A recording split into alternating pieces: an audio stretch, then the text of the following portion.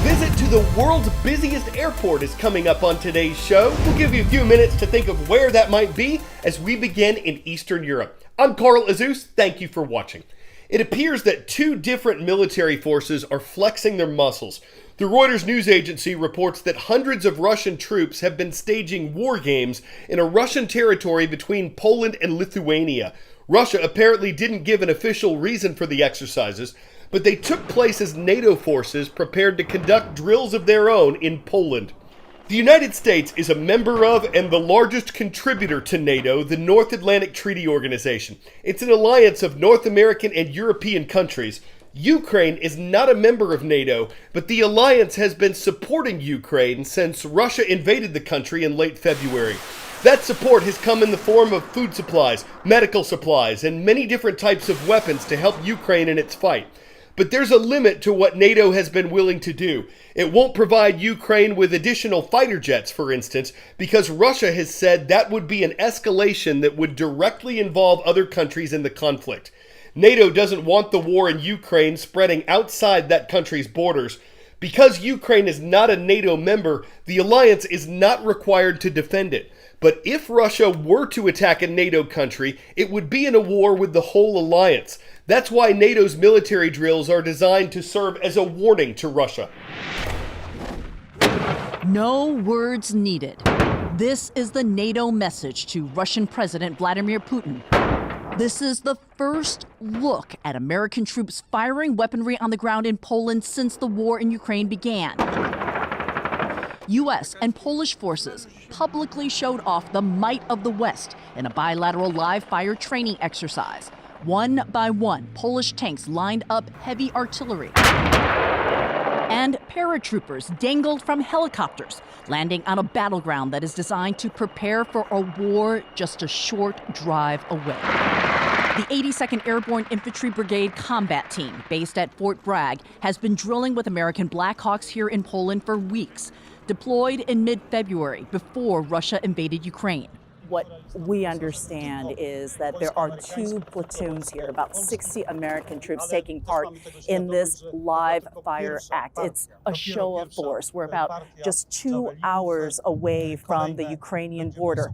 The Americans trying to show that they are indeed working with the Polish troops. This is just a small snapshot of the greater U.S. force here.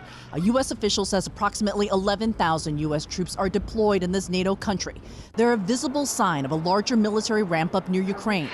A senior U.S. official tells CNN about 8 to 10 aircraft a day land at airfields near Ukraine, with weapons and security assistance material that is moved into the war-torn country by truck convoy.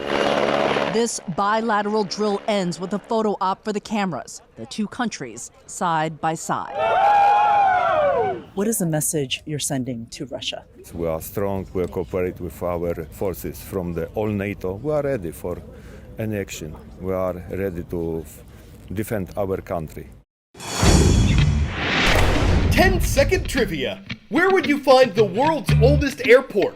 Maryland, USA, North Carolina, USA, Paris, France, or Hamburg, Germany? Flights began at Maryland's College Park Airport in 1909 when Wilbur Wright trained 2 military pilots. And 550 miles southwest of College Park is where you'll find Hartsfield-Jackson Atlanta International Airport, which is once again the busiest airport on Earth, according to an airport trade association. We said once again because in 2020, China's Guangzhou Baiyun International Airport took the top spot away from Atlanta as the COVID pandemic set in. Guangzhou saw almost 43.8 million passengers in 2020. Atlanta saw just under 43 million. In 2021, whose numbers were just released by Airports Council International, Atlanta saw 75.7 million passengers, far more than any other airport. It was a big jump from 2020, but still 32% lower than travel was in 2019 before the pandemic. An executive with Airports Council International says restrictions like vaccine and quarantine requirements actually did more harm than good to air transportation and tourism. Worldwide, air travel last year was more than 50% lower than it was before COVID. Just down to 150. I've got some footage already. heavy contact approach up this way. When you push back off the gate, you're going to be talking to an air traffic controller from the minute you start taxiing to the runway till you get to your final destination. We have 5 parallel runways, and I was working departures off of runway 28. This is 111 contact approach up this way.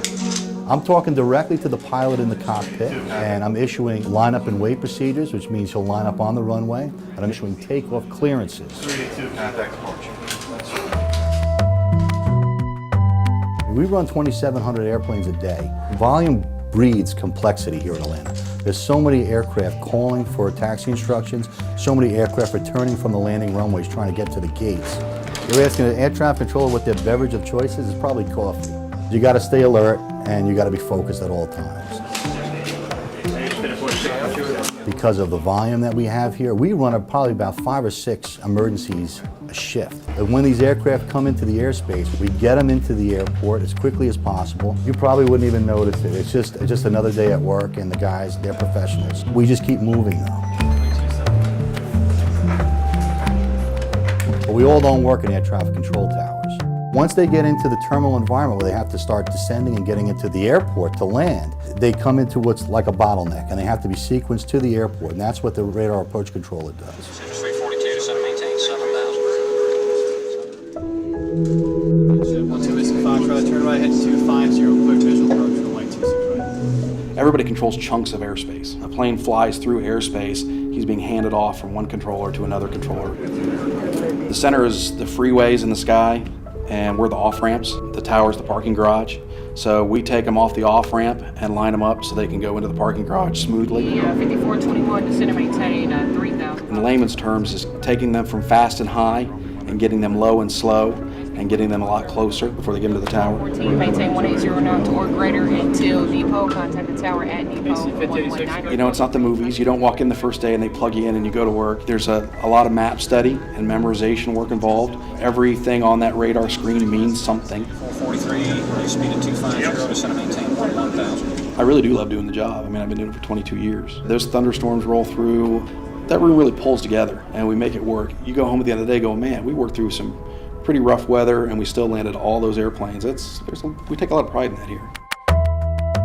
I always liked aviation since being a kid. I used to have a little Matchbox airport that you could fold out and had little die-cast airplanes and stuff like that. It was one of my favorite things I like to play with, but I get to play with them for real. But don't misconstrue what I'm saying. What we do here is extremely important. The sheer volume of what we do every day and doing it without a hiccup, that's job satisfaction enough. You're never going to be outside of an air traffic controller's control, per se, in this country. And they're going to be guiding you home. That 1895 contact approach up your flight.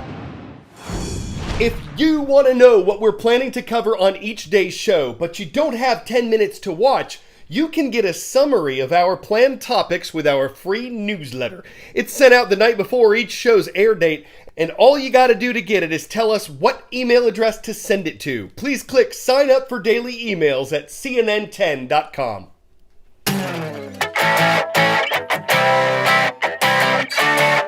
If you've ever wanted to own a pretty large piece of music history, well, this home's for sale in Pennsylvania. It was once rented by the family of Taylor Swift when she was a kid before they moved to Tennessee to pursue her music career. It's a 5-bedroom, 3.5-bath Georgian colonial property, about 3,500 square feet. It's much older than Swift herself, having been built in 1929.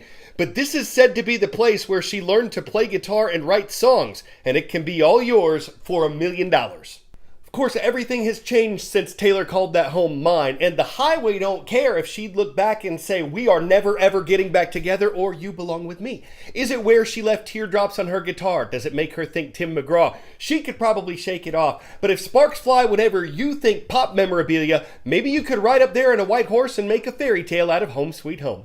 I'm Carl Azus, and today's shout out takes us to Shoto, Oklahoma, where we are thrilled to see the students of Shoto High School. The one place we look for shout-out requests is on our YouTube channel. That's youtube.com/CNN